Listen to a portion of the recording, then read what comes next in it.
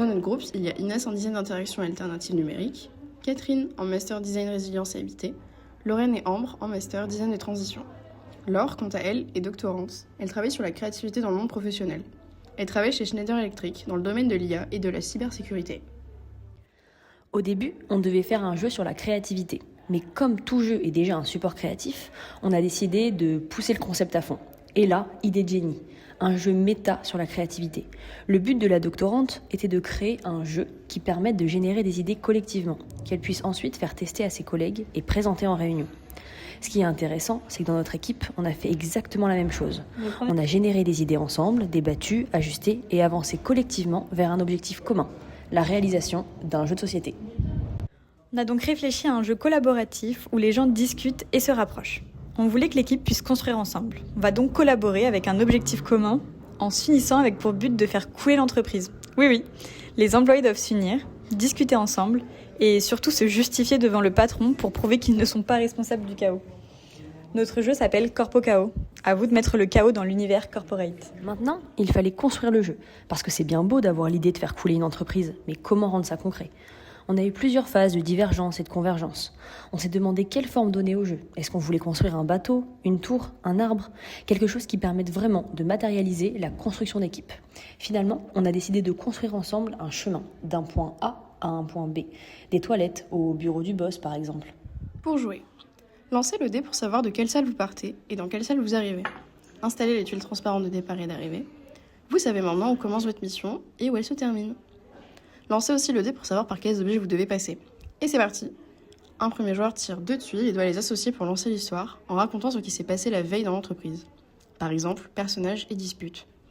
Le joueur pourrait dire par exemple « Je déteste Cynthia, j'ai fermé la porte de l'ascenseur quand je l'ai vue, elle m'a crié dessus dans le couloir ». Un deuxième joueur doit ensuite justifier la situation devant le boss afin de ne pas être suspecté d'avoir semé le chaos.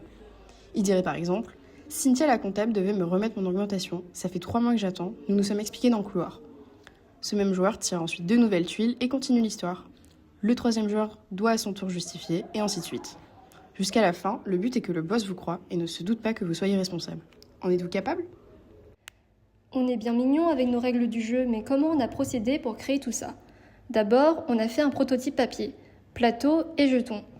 On a réfléchi à des cartes et des tuiles qui pourraient être drôles, avec des personnages ou des actions absurdes qui poussent à faire des bêtises.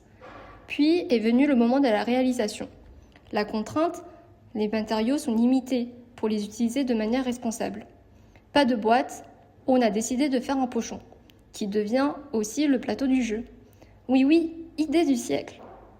On a utilisé du tissu fourni par la casse-mat. On y a floqué le plateau, les logos et les emplacements des tuiles, des cartes et des dés. On a commencé avec la floqueuse et de une machine utilisée. On dessine sur InDesign, on envoie à la machine, on découpe, on enlève les parties inutiles, puis on presse à 160 degrés pendant une vingtaine de secondes pour fixer le flocage sur le tissu.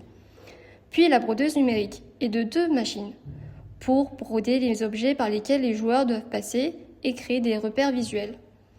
Ensuite, l'imprimante 3D. Pour fabriquer les dés, après 1h30, voici les petits bébés. Et de 3 machines. La machine à coudre pour assembler le plateau et créer le pochon. Et de 4. On a aussi fait un petit pochon intérieur pour ranger les jetons avec un bouton pression.